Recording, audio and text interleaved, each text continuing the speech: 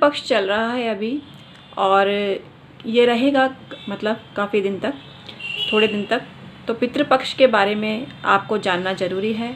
तो आज ऐसे ही जानकारी लेके आई हूँ, जिसे जानकर आपको आश्चर्य होगा और आपको अच्छा भी लगेगा, क्योंकि ये जानकारी आपके लिए जाननी बहुत ज़रूरी है।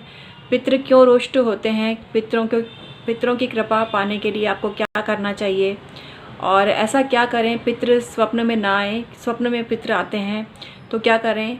तो ऐसी तरह की जनरल नॉलेज मैं देने जा रही हूँ आपको। लेकिन पितृ से संबंधित एक बात बहुत ज़्यादा ज़रूरी है आपके लिए जाननी, और वो है जन्म पत्री से भी आप जान सकते हैं पितृ ऋण के बारे में।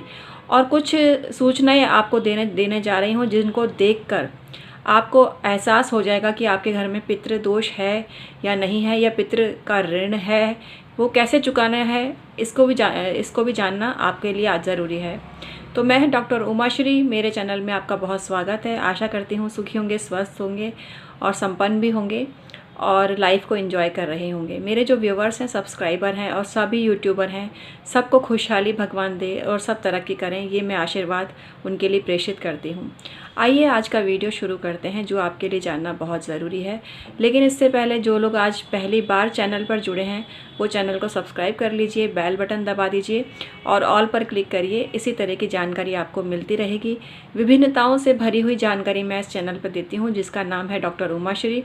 तो डॉक्टर उमाश्री चैनल को सब्सक्राइब जरूर करिए। लाल किताब के हिसाब से कुछ ग्रह के संकेत होते हैं, जिनके आधार पर आप की कुंडली में पितृ ऋण है, इसको आप जान सकते हैं। यदि आपकी कुंडली के दूसरे भाव में या 5वें भाव में या 7वें भाव में, इन तीनों भावों में से किसी भी घर में बुध, शुक्र या राहु हो, तो बृहस्पति पीड़ित हो जाता है। आपको पता ही होगा कि लाल किताब के फलादेश के और देखने के नियम अलग हैं। इसी आधार पर बता रही हूँ। इसके लिए आपको लाल किताब की नॉलेज होनी ज़रूरी है। नहीं भी है तो आपको ये जानकारी मैं दे रही हूँ, तो इससे भी आपको लाभ होगा। पितृ ऋण जब पैदा होता है तो कुछ लक्षण जातक की ज़िंदगी में आते हैं, या शारीरिक अवस्था कुछ ऐसी दृष्टिगोचर होती है, जिसको देखकर आप पितृ ऋण की पहचान कर सकते हैं और उसके उपाय कर सकते हैं। अगर पितृ ऋण आपके ज़िंदगी में है तो अचानक से बाल सफ़ेद हो जाते हैं, असमय मतलब एज से पहले ही बाल सफ़ेद हो जाते हैं। हालांकि आजकल तो ये कॉमन ट्रेंड है और अक्सर बेवजह ही लोगों के बाल सफ़ेद हो जाते हैं, लेकिन वन ऑफ द रीज़न ये भी होता है। बाल सफ़ेद होने के साथ साथ दुर्भाग्य भी इंसान का साथ नहीं छोड़ता और दुर्भाग्य की अवस्था चालू हो जाती है। रातों रात मनुष्य का पतन शुरू हो जाता है। मतलब अगर आपके पास सोना भी है तो वो भी लोहा बन जाता है और लोहा भी जलकर राख हो जाता है, ऐसी अवस्था आ जाती है। धन का अचानक खो जाना या चोरी हो जाना भी इसकी पहचान है।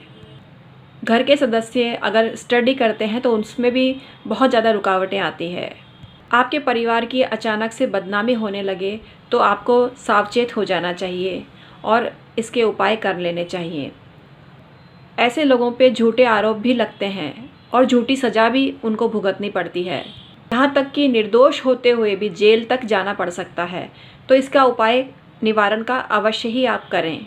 इसका रीज़न ये भी है कि अगर आपके घर के पास में पीपल का पेड़ आपने कटवा दिया है और ये पेड़ मंदिर में हो, तो बहुत ही अशुभ होता है और इसको कटवाने वाले का ज़िंदगी में पितृ ऋण का सामना उसको करना पड़ता है। अब इसका निदान कैसे करें, इसका उपाय क्या है, ये भी सुन लीजिए। ये भी आपके लिए जानना ज़रूरी है, क्योंकि उपाय नहीं बताया तो वीडियो का क्या फ़ायदा। तो उपाय भी जानिए, और इसको सरल उपाय है, लाल किताब का उपाय है और बहुत इसको करने से आपको फ़ायदा होगा। तो उपाय जानिए। आपके नज़दीक जो भी मंदिर हो उसमें जाकर समय समय पर सेवा करें। और इसके अलावा दूसरा उपाय ये है कि अपने घर के सदस्यों से पैसा इकट्ठा करें। ये पैसा आपको घर के हर सदस्य से लेना है, हर मेंबर से लेना है और फिर उसको दान कर देना है। ये दान आपको मंदिर में ही करना है, और मंदिर में कभी कभी या मतलब जब आवश्यकता हो तो आपको सेवा ज़रूर करनी चाहिए। इससे दोष कम हो जाता है। माथे पर आपको पगड़ी पहननी चाहिए, दूसरे शब्दों में बोलें तो सिर ढका हुआ होना चाहिए। कोई भी काम करने से पहले अपनी नाक अवश्य ही साफ़ कर लेना चाहिए, मतलब आपकी नाक हमेशा साफ़ रहनी चाहिए और ये दोष तभी मिटता है। अपने फॉरहेड या कपाल पे पीले रंग का तिलक अवश्य ही लगाइए और केसर का तिलक सर्वोत्तम होता है, तो केसर का तिलक भी आपको लगाना चाहिए। ऐसा करने से पितृ ऋण में कमी आती है, पितृदोष में कमी आती है। तो आज का टॉपिक आपको कैसा लगा? अगर ये टॉपिक आपको पसंद आया हो तो लाइक ज़रूर करना, आपके लाइक से मुझे मोटिवेशन मिलता है। ऐसी जानकारी शेयर भी करें जिससे आपको सबका आशीर्वाद मिल सके और आपके ज़रिए मुझे भी आशीर्वाद मिल सके। मेरे YouTube पर 4000 से भी ज़्यादा वीडियो हैं जिन्हें देखने के लिए आप टाइप करें डॉक्टर उमाश्री। मेरे वीडियो आपके सामने आ जाएंगी जो आपको एंटरटेन करने के साथ साथ विभिन्न विषयों की जानकारी भी देंगी, तो सर्च अवश्य ही किया कीजिए। आप मुझसे परामर्श भी ले सकते हैं। मैं और मेरे हस्बैंड दोनों ही परामर्श करते हैं। मेरे हस्बैंड लामा फेरा करते हैं जो इस उच्च स्तर की हीलिंग है, स्पिरिचुअल हीलिंग है, और एंजल थेरेपी भी देते हैं और रेकी हीलिंग भी करते हैं। मैं ज्योतिषी हूँ तो जन्मपत्री देखती हूँ, वास्तु दोष भी दूर करती हूँ और पामिस्ट्री भी करती हूँ। तो अगर आपके जीवन में कोई समस्या चल रही है तो तुरंत संपर्क करें। एक छोटी सी सलाह आपके संपूर्ण जीवन को परिवर्तित कर सकती है, यानी खुशहाली में परिवर्तित कर सकती है और आपको पैसे वाला भी बना सकती है।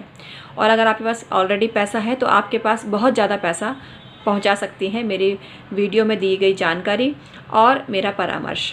तो आज का मैं वीडियो समाप्त करती हूँ, लेकिन उससे पहले ये भी जान लें कि परामर्श लेना कैसे है। तो उसके लिए डिस्क्रिप्शन में ईमेल आईडी के ज़रिए आप हमसे संपर्क करिए और ये सर्विस चार्जेबल होती है मित्रों, तो चार्जेस अवश्य ही पता करिए। आज का मैं वीडियो समाप्त करती हूँ। बहुत बहुत धन्यवाद।